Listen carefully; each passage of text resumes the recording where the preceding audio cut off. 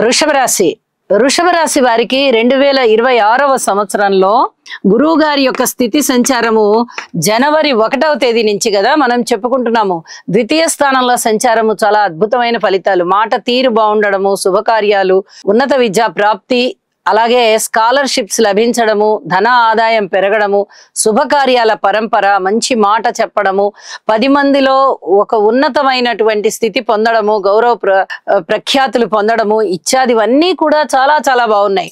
మరి జూన్ 1వ తేదీ నుంచి కర్కాటక రాశిలోకి మారిపోతూ ఉన్న కారణం చేత వీరికి స్థాన చలనానికి అవకాశం ఉంది, అలాగే అవమానాలు అపనిందలకి అవకాశం ఉంది.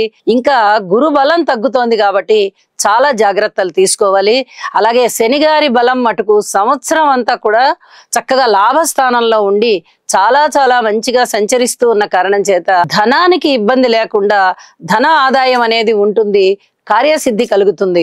పరస్పర విభిన్నమైనటువంటి అంశాలు ఒకటేసారి జరుగుతూ ఉన్నాయి కాబట్టి వీరు గురుబలాన్ని పెంచుకోవడం అనేది చాలా చాలా మంచిది.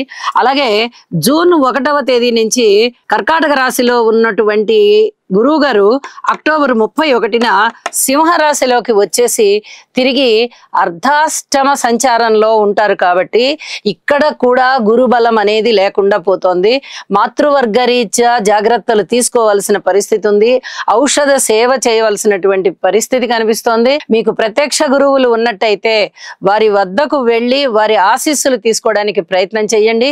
గ్రహ దోషాలు అనేవి ఏమన్నా ఉన్నా మిమ్మల్ని చక్కగా బాధించకుండా శుభ ఫలితాలు ఇచ్చే విధంగా ఉంటాయి అని చెప్పి తెలియచేస్తూ ఉన్నాను.